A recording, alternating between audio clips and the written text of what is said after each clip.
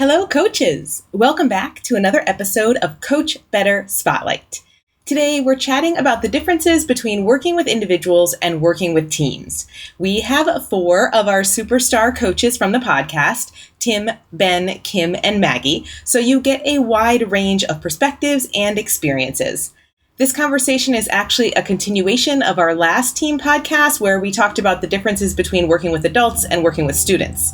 In this Spotlight episode, we're highlighting the key differences that we see as coaches between working with teams and individuals, and the strategies that we use to make those conversations really meaningful and successful. Catch the full podcast to hear us talk through the different approaches we take when working with teams as compared to how we work with individuals, the strategies we use to effectively facilitate meetings and the prep work that goes into making those meetings successful, as well as the ways that we can support the professional growth of an entire team by thinking about team dynamics. If you have questions about coaching, please join our Facebook group or message us on any of our social media platforms at Eduro Learning. If you enjoy today's episode, you are going to love our new resource for instructional coaches at COACHBETTER.tv/start. As requested by our listeners, we are compiling all of our coaching resources in one place just for you. And we're just getting started, so check back often for more updates.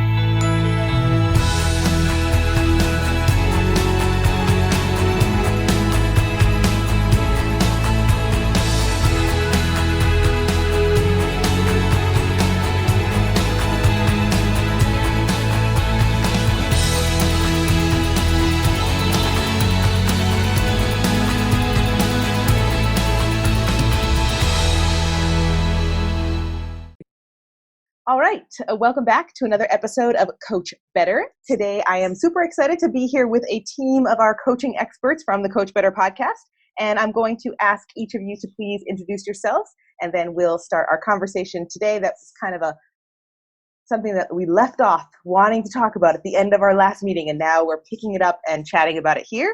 So, Tim, I'm going to get you to introduce yourself first, please. Hi, I'm Tim Bray. I'm in Incheon, Korea. I'm the Director of Educational Technology at Chungnam Dalton School. Thank you. And Ben. Hi, Ben Sheridan. I'm a Learning Innovation Coach at NIST International School in Bangkok, Thailand. Thank you. And Maggie. Oh, hi. I'm Maggie Hosmer-Grain, and I'm just an independent consultant, and I'm based out of Cambridge in the UK. Thank you. And last but not least, Kim. Hi, I'm Kim. I am working in Switzerland at the International School of Zug und Luzern, and I am an EdTech coach for upper primary school. Awesome. Thank you, everybody. Thank you for being here and spending another chunk of time on Zoom with me today. At the end of our last meeting, we had this great conversation about how working with adults and working with students is different. And we kind of ended the conversation saying we really need to have another conversation about coaching one-to-one, coaching individually, versus coaching teams. What is that like, and how do you change your coaching approach when you're coaching someone individually versus when you're working with a team? So let's get us started, and just kind of, what's the first thing that comes to your mind when you think about the differences between individual coaching conversations and working with teams? Who has something that can kick us off? And then I have some questions we can kind of go through if we need them.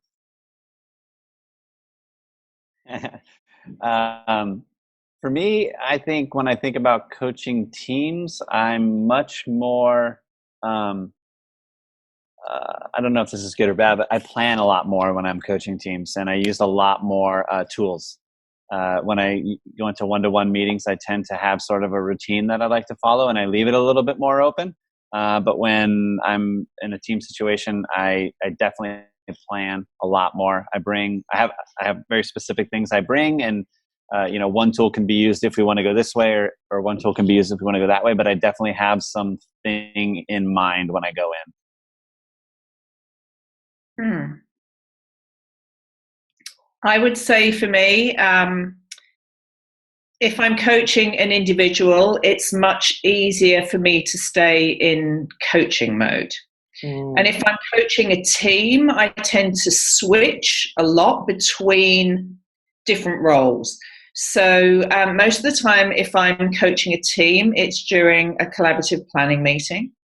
So I think people see me being there as a collaborator rather than a coach.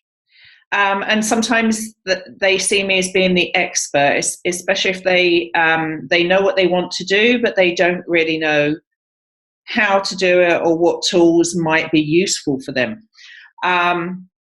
So I obviously would need to share some ideas with them, because you can't, it's like you can't draw from an empty bucket. If they don't know, then you have to give some input into it. But I always try and then leave the decision up to them. So I try to go back into coaching role again and say, well, we've looked at some different tools now. Which of these might be the ones that you would think would be most useful for you? And kind of put it back on them again at the end. Yeah, I like that, Maggie. Sometimes I like to talk to individuals ahead of time to sort of mine for ideas. Because sometimes I know some people are shy, talking in front of groups, especially, when you work with people who are so good or have such a high level of proficiency in their craft, it can be a little intimidating, especially if people come and they're new to the team. So I try to reach out ahead of time to sort of just in maybe a one-to-one coaching or maybe just casual conversation to sort of, just to get a sense of maybe there's some ideas that they're thinking about or some things that they might want to try that they might not be confident enough to bring to the table, or maybe they don't want to bring to the table and I'll sneakily throw it in there because I think it's a great idea. Yeah, and I agree with you, Ben. I think that one of the dynamics I noticed in my last school was that there were some meetings that I went to that were simply meetings of teachers. And there were other teams that when they had a meeting, they met with teachers and the TAs as well. And I think in those meetings, it was really important to make sure that the TAs had a voice, because they tended, some of that was a bit cultural, but they tended to hang back a bit and they wanted to wait and hear what the teachers had to say before they wanted to share their own ideas. And I think, sometimes there would be some of them that wouldn't really want to speak at all unless you directly ask them, do you have any ideas, or what do you think of this? And then they would be happy to contribute, but they almost felt like they needed to be invited to do that. That's a really good point. I'm going to see if Tim or Kim has something to say. Go. I was going to say another, along with what both of you have said, a lot of times I'll do a little front work for a team meeting. Basically, our teams meet like our whole elementary school. It only has one grade level per grade, so there isn't like a team teaching situation. So a lot of times what I do there is I lean on Jennifer Kim, who's our kind of like teaching and learning coach down there, and I'll get her to tell me like, what do you think the third grade teacher might need, or how should I approach this person? And then when it's in the secondary school, I do those with department heads.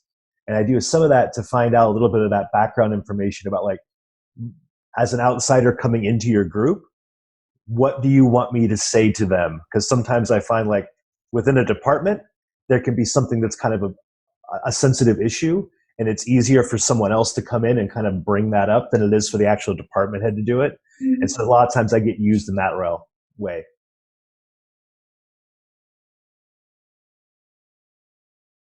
Yeah, and sometimes I think it's also just kind of building on that, Tim. Sometimes I think it's useful just to play ignorant and just to say, well, what do you mean by that? Sorry, I don't really understand that, even though you might actually really know where that's coming from, just so that people can articulate what they're thinking. All right, Kim, it's your turn. You keep trying to talk. Oh, the joys of doing everything online. It's that leave-in. I was going to say, like you guys have kind of mentioned this, I find when I'm working with a team, it's more generic. Here's a bunch of ideas. You look ahead into the curriculum, talking to the coordinator. Here's a bunch of things we could possibly use. And then which way do you want to go? When it's working with an individual, it's making it more individualized. Like, what is the one thing that you want to, how can we work towards this one thing that you want to improve upon? So it's definitely more individualized, whereas the group is just kind of generic, and then they could all agree with it, but then you work with each one individually because they're going to take it in a different direction. How do you support and encourage growth as a team when you yourself are not a classroom teacher on that team, right? So like there's a different dynamic coming in as a coach, and as a coach you are, as we've talked about many times on these calls, you're privy to maybe some other conversations that are happening maybe at the leadership level. You know the direction the school wants to go. You're kind of tasked with helping. Maybe your coaching is going to be much more individualized towards personal teacher goals, but maybe there are school-wide goals that teams need to move towards. So when you're in that situation of being a coach in a team conversation, when still the head of grade or the head of department is the person facilitating that conversation, how do you help them continue to grow? Because often that's a situation we're in as coaches, right? We're not necessarily managing the meeting, but we're still kind of trying to help them move forward. And that's a really tricky thing. And maybe it's too tricky to like dissect on this phone call, but I thought maybe. Well, it gets back again really to like what that team needs. And I think that's where, like we touched on this earlier, that's where I try to have a conversation with that team leader ahead of time. And then it might be something institutional that comes up from that. Like I'm thinking of one, our middle school has moved towards standard-based grading. And there's been a lot of background work to go into that and like building confidence around it. And so initially right off the bat, the division director, Ben, asked me, can you do you know some good books about this? Like what books should we be having read? And so he put some teams together like for a book study about a couple of different things he was working on, but standards-based grading was one of them. And then that sort of like naturally filtered to like, he's really close to one of the English teachers in the high school. And then that person kind of picked it up. And now the department head in the high school is now looking to me as like hey, can you help me start to move the English department in this direction? Because as a school, this is where we want to go. And I'm like, yeah, sure, I'll come and be part of that. But again, it's back to like what those specific needs of the group are, but balanced with, but what's the school trying to do? And where's your team on that journey? Like, are you at the beginning still? Are you in the middle? You're getting close to being done? And so that's really where I think then it kind of becomes like, what tool do you need to help you, or how can I facilitate your learning to get you where you need to be? So I would say in a situation like this, where we have a team, we have to realize that on the team, there's going to be some people that are going to be very innovative and very open to trying something new. And there's going to be other people on that team that are lacking in confidence or just wanting to do a rehash of what they did before because they know it worked. And if we're talking about the growth of the team as a whole, it's that person, the one who lacks confidence, who is important to support so that the whole team can move forward. And so I think, Kim, to try and answer your question, in a meeting where there's one or two people who, for whatever reason, are not really on board, they're the ones I think that I would try and focus on, as opposed to the team leader who's obviously on board with it. Because if you don't have those individuals willing to try something and knowing that they're going to be supported to do it, then it's actually going to impact the success of the team as a whole.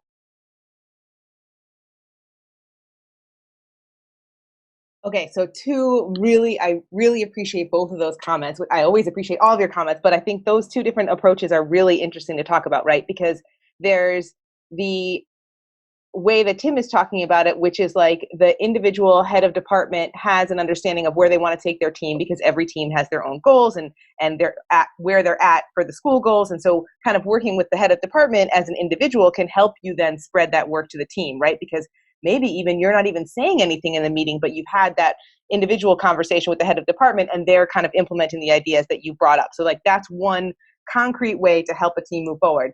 And then Maggie, like that is when you're really thinking about the whole team dynamics and you are pre-planning what could potentially be the biggest stumbling block in that meeting and working with those teachers either before or after so that they feel supported and willing to take risks. Like looking at it from those two angles, you can see how the coach just being a participant, like participant in quotes, in the meeting can shape the growth of that team.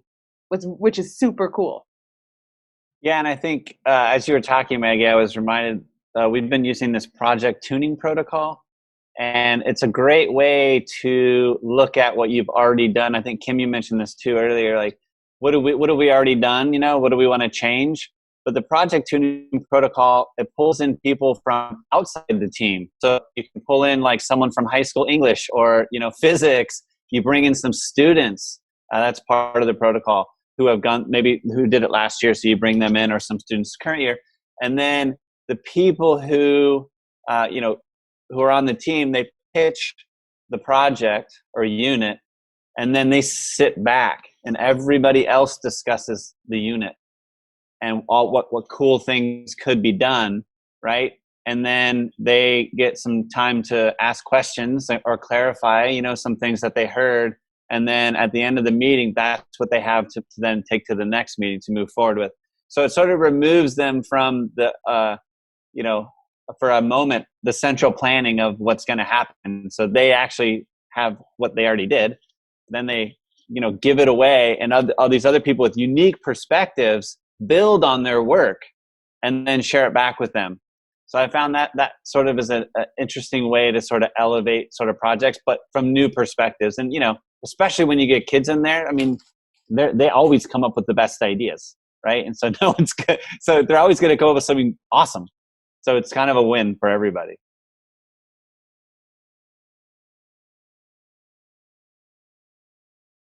So I think it's really interesting to think about the dynamics of coaching a team and how they're different when you're coaching an individual, and how this, like, I've been having a lot of conversations lately about leadership and how coaching is leadership in its own way, right? And we may not be positional leaders, but we have a lot of influential leadership, and we have leadership in, you know, many different areas. And I think all the examples that you guys have shared, but especially these last three, are really good examples for how, as coaches, even just being part of the team, we can actually help grow and lead the team in a way that is appropriate to our role, which I think is really cool, because I don't think we often think about coaching in this way, in this like leadership team member way. I think we think of it a lot of the times, those individual conversations, everything we've talked about, I think previously on any of these calls, have been about individual conversations. So this conceptual idea of working with the team and helping them grow as a coach is something new and different that we've talked about today. So yeah, I really appreciate that. I just wanted to say that to everybody. Thanks for watching today's episode of Coach Better Spotlight. I hope you enjoyed it and that you have some new strategies to add to your coaching toolkit. If you are looking for more professional learning opportunities for instructional coaches, check out our new website at coachbetter.tv/start. We're compiling all of our coaching resources in one place to help you coach better. I will leave the link in the description box below, and if you're looking for something else, let us know. We'd love to create that content for you. Thanks for watching today, and we will see you next time.